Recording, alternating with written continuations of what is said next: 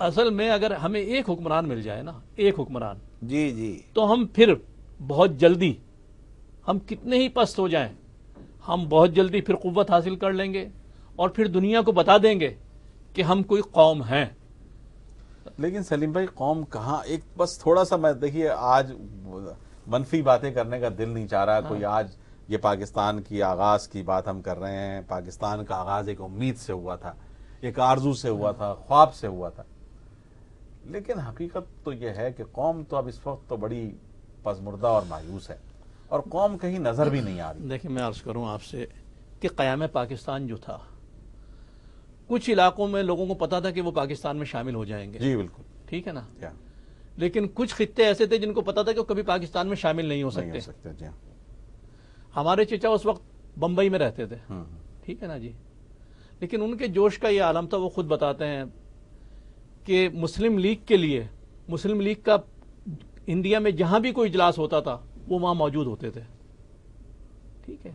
اس کے علاوہ انہوں نے جناب مسلم لیگ کے لیے ترانہ لکھا، واہ، جو وہاں مسلم لیگ کے جلسوں میں پڑھا جاتا تھا۔ اچھا، جی ہاں، وہ تھا کہ مسلم ہے تو مسلم لیگ میں آ۔ واہ، لیگ، ہاں یہ تو بڑا مشہور ترانہ ہے جی، مسلم ہے مسلم ہے تو لیگ میں آ۔ مسلم لیگ میں آ، اٹھ ہمت کر کچھ کر کے دکھا، ان بڑھتے ہوئے فتنوں کو دبا، اور دنیا میں اگر جینا ہے تجھے تو ہند میں پاکستان بنا۔ واہ واہ واہ، دنیا میں اگر جینا ہے تجھے تو ہند میں پاکستان بنا۔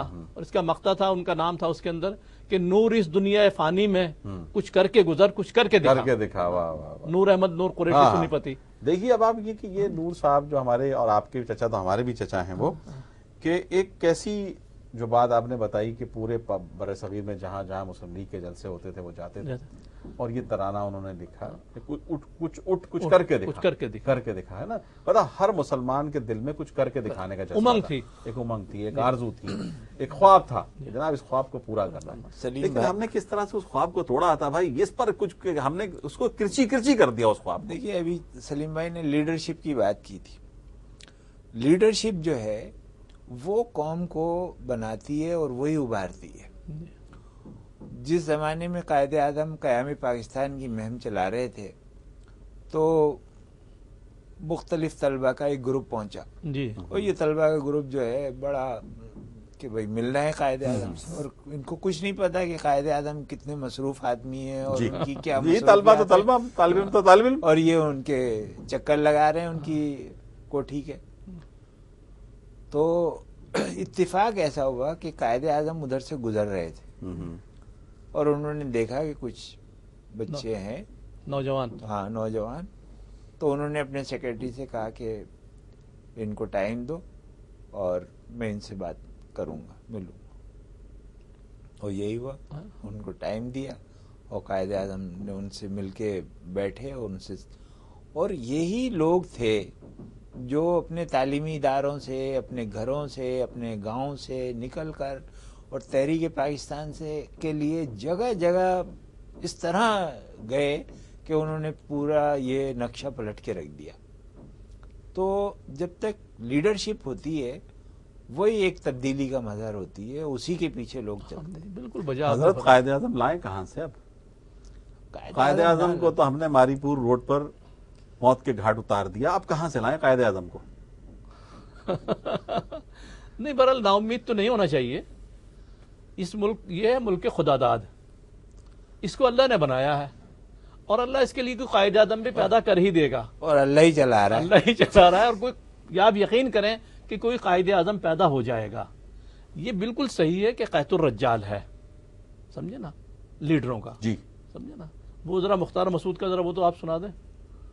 کیا یاد دلایا آپ نے سلیم بھائی، قحط الرجال میں بھی ہاں، مختار مسعود صاحب کا قلم بھی جب چلتا ہے اللہ تو ایسا لگتا ہے کہ جناب موتی پرو رہا ہے، موتی پھر نگینے ٹانک رہا ہے، ایک ایک لفظ اپنی جگہ مکمل، بالکل لفظ سے لفظ جسے کہا جائے کہ وہ فرماتے ہیں مختار مسعود صاحب آواز دوست میں، میرے خیال سے آواز دوست میں ہی ہے کہ قحط میں موت ارزاں ہوتی ہے، جی قحط میں موت ارزاں ہوتی ہے اور قحط الرجال میں زندگی، مرگ انبوہ کا جشن ہو تو قحط، حیات بے مصرف کا ماتم ہو تو قحط الرجال، اللہ ایک عالم موت کی ناحق زحمت کا، دوسرا زندگی کی ناحق تہمت کا، واہ واہ واہ، کیا کیا بات. ایک سما حشر کا، دوسرا محض حشرات الارض کا. آئے ہائے ہائے، کیا نثر ایک ہے، سما کیا- حشر کا، کیا- دوسرا محض حشرات الارض کا، کا.